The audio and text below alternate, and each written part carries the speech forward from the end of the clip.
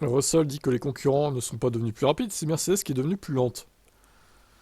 Oh là là, quelle bonne nouvelle encore chez Mercedes. Nous essayons encore vraiment de comprendre cette voiture parce que nous avons montré de vraies performances au cours des 2 derniers week-ends. Dès les premiers essais, nous étions en tête des feuilles des temps et toujours dans les 3 premiers. Puis les 2 week-ends, le rythme a tout simplement ralenti. C'est pas parce que nos concurrents sont devenus plus rapides, c'est pour cela que nous sommes devenus plus lents. Nous devons comprendre pourquoi. Et pourquoi, en fait, c'est pas possible qu'ils deviennent plus lents, techniquement.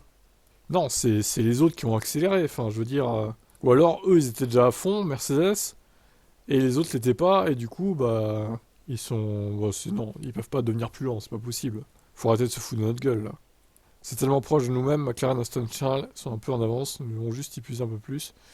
Je pense que il y a plus que ça, c'est tellement complexe de nos jours, ces voitures sont tellement compliquées. Si on ajoute à ça les pneus, ceux-ci sont également très difficiles. Pour l'instant, je n'ai pas les réponses. Bah, si quelqu'un chez Mercedes avait les réponses, de toute façon, les programmes seraient réglés depuis longtemps.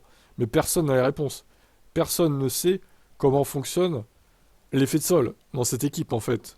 Il faudra un New Abyss, mais même James Allison, je pense qu'il est largué. Au final, on l'a fait arriver là comme ça en 2024, mais bon. Enfin, il est arrivé depuis l'année dernière, mais bon, il n'a pas eu d'incidence sur la voiture de 2023 pour le coup, ou très peu. Mais lui, c'est pareil, j'ai l'impression qu'il débarque et il sait pas de quoi il parle en fait. Ou en tout cas, il maîtrise pas à 100% l'effet de sol.